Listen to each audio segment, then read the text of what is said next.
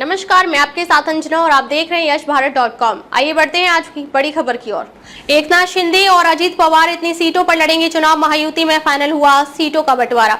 महाराष्ट्र विधानसभा चुनाव के लिए महायुति गठबंधन में सीट बंटवारा लगभग तय हो गया है। बीजेपी को 153 से 156, शिवसेना को 78 से 80 और एनसीपी को 53 से 55 सीटें मिल सकती हैं। महाराष्ट्र विधानसभा चुनाव के लिए सत्ताधारी गठबंधन महायुति में सीट शेयरिंग का फॉर्मूला लगभग फाइनल माना जा रहा है। सूत्रों की माने तो बीजेपी इस बार 153 से 156 सीटों पर चुनाव लड़ेगी। वहीं एकनाथ शिंदे के शिवसेना के खाते में 78 से 80 सीटें आएंगी।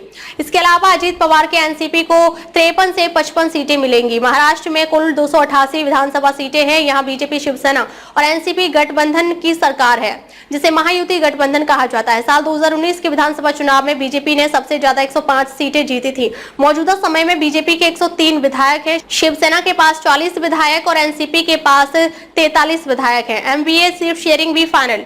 महाराष्ट्र की विपक्षी गठबंधन महाविकास अघाड़ी में भी सीट शेयरिंग का फाइनल फैसला लगभग आ गया है। हालांकि अभी औपचारिक रूप से ऐलान होना बाकी है। सूत्रों के मुताबिक कांग्रेस 103 से 108 सीटों पर चुनाव लड़ सकती है।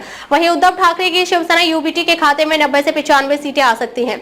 इसके अलावा शरद पवार गुट की एनसीपी यानी एसपी 80 से 85 सीटों पर चुनाव लड़ सकती है। महाराष्ट्र चुनाव के लिए बीजेपी कैंडिडेट लिस्ट जारी।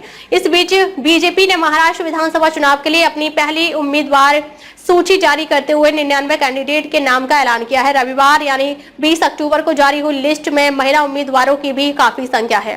इसके अलावा बीती रात ही एकनाथ शिंदे की शिवसेना ने 45 सीटों पर उम्मीदवारों की घोषणा करते हुए अपनी पहली लिस्ट जारी की है। इसमें सीएम एकनाथ शिंदे का भी नाम है।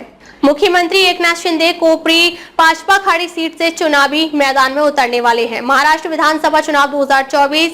महाराष्ट्र के कुल 288 विधानसभा सीटों पर एक ही चरण में मतदान होने हैं। चुनाव आयोग द्वारा जारी शेड्यूल के मुताबिक 20 नवंबर को सभी सीटों पर एक साथ वोटिंग होगी। इसके बाद 23 नवंबर को मतगणना के बाद चुनावी नतीजों की घोषणा की जाएगी। अब तक के लिए बस इतना ही। फिर मिलते हैं एक ऐसी ही बड़ी खबर के साथ। तब तक के लिए नमस्कार और देखते रहिए यशभारत.com।